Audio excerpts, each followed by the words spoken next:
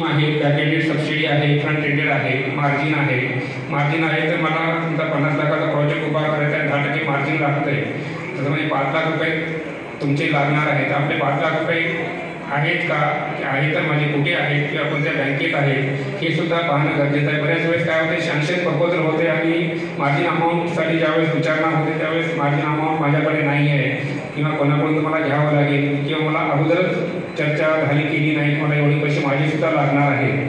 हे सर्व एक म्हणजे परिपूर्ण तुम्ही ज्यावेळेस अर्ज असा करून द्याल आणि सँक्शन झाल्यानंतर तुम्हाला वाटप करण्यासाठी कुठलीही अडचण होणार नाही आहे. आणि शक्य आणि जे तुम्ही प्रोजेक्ट करणार आहात तर म्हणजे काय म्हणतात चुकीचा प्रोजेक्ट करू नका. जितकं लागणारं लोन आहे तेवढंच लोन घ्या. काय होते बऱ्याच वेळेस सबसिडीची स्कीम जसं 50 लाखाची प्रोजेक्ट आहे, 50% सबसिडी आहे, तर मॅक्झिमम सबसिडी घेण्याचा सर्वांचा प्रयत्न असतो. म्हणजे आपण आपल्याला लागणारा अमाऊंट जो आहे तसा मॅक्झिमम जसं 50 लाखाने इतरांचे एका स्कीमचं सांगतो मी, 50 लाखाचं जसं आपल्याला लागणार आहे माहिती आहे आणि 50% सबसिडी म्हणजे 25 लाख सबसिडी मिळणार आहे. मॅक्झिमम सबसिडी कशी मिळण्यासाठी आपण व्यवसाय करू नका. जे आपल्याला ठीक आहे, आपल्याला लागते 40 लाख लागते, 30 लाख लागते किंवा आपल्याला जो प्रोजेक्ट करायचा आहे, शेवटी बँकेचं कर्ज हे व्याज भरावं लागणार आहे, हप्ता भरावा लागणार आहे.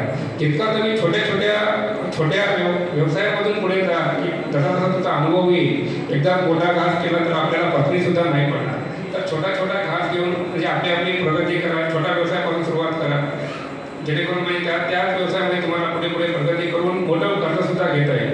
बँका चांगल्या कर्जदारा म्हणजे चांगल्या शेतकऱ्यासाठी किंवा चांगला ज्याचा सिबिल आहे, ज्याचा जर ट्रॅक रेकॉर्ड चांगला आहे, त्यांना कधीच बँका परत करत नाही. बँकेमध्ये सध्या काय झालेलं आहे म्हणजे रिकव्हरी किंवा वसुलीचं प्रमाण फार कमी झालेलं आहे. प्रत्येकजण घेतोय आणि डुबवण्याच्या मार्गावर किंवा माफीच्या मार्गावर जातोय. त्याच्यामुळे बऱ्याच बँकांना कर्ज वाटप करण्यासाठी अडचणी येत आहेत. वरून सुद्धा म्हणजे प्रत्येक याच्यामध्ये आहे. शेवटी बँकाचा जो व्यवसाय आहे ठेवी स्वीकारणे आणि कर्ज देणे. जर ठेवी स्वीकारलेली आहे, ठेवीसुद्धा काय बिनाव्याजी नसते बँकेकडे, त्यांना सुद्धा व्याजाच्या स्वरूपामध्ये बँकांना पैसे द्यावे लागतात.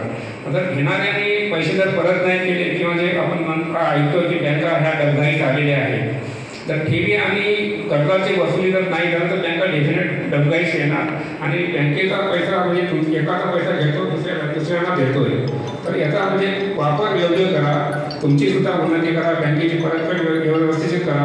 तुम्हाला बँका कधीच म्हणजे काय म्हणतात नामंजुरी किंवा कर्ज देत नाही असं म्हणणार नाही. फक्त तुमचा रेकॉर्ड चांगला ठेवा आणि ज्यावेळेस ॲप्लिकेशन करता परिपूर्ण ॲप्लिकेशन करा.